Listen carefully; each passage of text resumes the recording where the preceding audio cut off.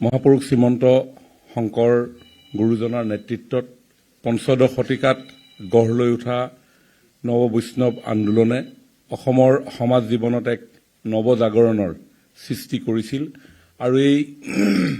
নৱজাগৰণৰ নাভিকেন্দ্ৰ আছিল মহাপুৰুষ শ্ৰীমন্ত শংকৰদেৱ আৰু তেৰাৰ প্ৰপন্ন শিষ্য মাধৱ পুৰুষৰ পৰা আৰম্ভ কৰি অন্যান্য আটাপুৰুষসকলে নাম ধৰ্ম প্ৰচাৰৰ বাবে নিৰ্মাণ কৰা সত্ৰ আৰু নামঘৰসমূহ। এই সত্ৰসমূহত নাম প্ৰসংগৰ উপৰিও ইয়াৰ অংশ হিচাপে বৰগীত, ভাটিমা, নাট, ভাওনা যিসমূহে অসমৰ সামাজিক আধ্যাত্মিক চিন্তা চেতনাত এক গুৰুত্বপূৰ্ণ ভূমিকা প্ৰদান কৰি আজিৰ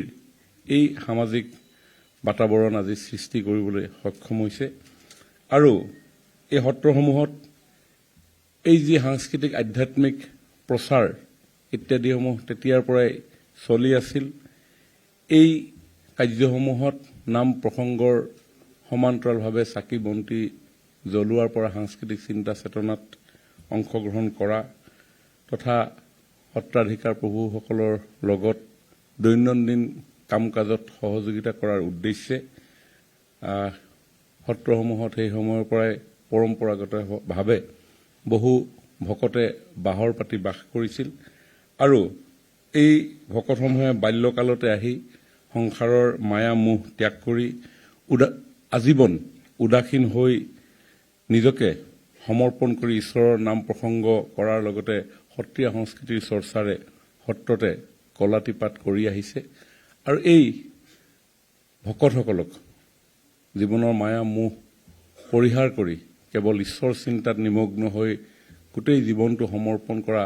অসমৰ এই বৰ্ণাঢ্য আধ্যাত্মিক চিন্তা চেতনাৰ লগত জড়িত হৈ তেখেতসকলে আমাৰ সমাজখনৰ প্ৰতি যি সেৱা আগবঢ়াই আহিছে তেখেতসকলক সন্মান জনাই মাননীয় মুখ্যমন্ত্ৰী ডক্টৰ হিমন্ত বিশ্ব শৰ্মা ডাঙৰীয়াই অনুভৱ কৰিছে যে দৈনন্দিন জীৱন পৰিচালনা কৰাৰ ক্ষেত্ৰত কিছু আৰ্থিকভাৱে সহযোগিতা আগবঢ়ালে নিশ্চয় তেখেতসকলেও মনতে সন্তোষ পোৱাৰ লগতে আমাৰ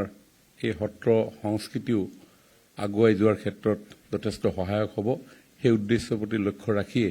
আজি অসমৰ 636 গৰাকী উদাসীন ভকতক মাহিলী 1500 টকাকৈ পাৰিতোষিক আগবঢ়োৱাৰ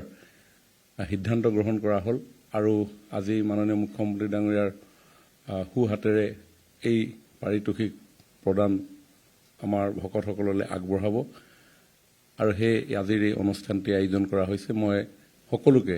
আজিৰ এই অনুষ্ঠানত অংশগ্ৰহণ কৰাৰ বাবে কৃতজ্ঞতা জনাইছোঁ। অসমৰ বিভিন্ন প্ৰান্তত আমাৰ জিলা আয়ুক্তসকলৰ কাৰ্যালয়ত উপস্থিত হৈ থকা ভকত বৈষ্ণৱ সকললৈও মই মোৰ সেৱা নিবেদন কৰি মোৰ বক্তব্য সামৰণি মাৰিছোঁ। নমস্কাৰ।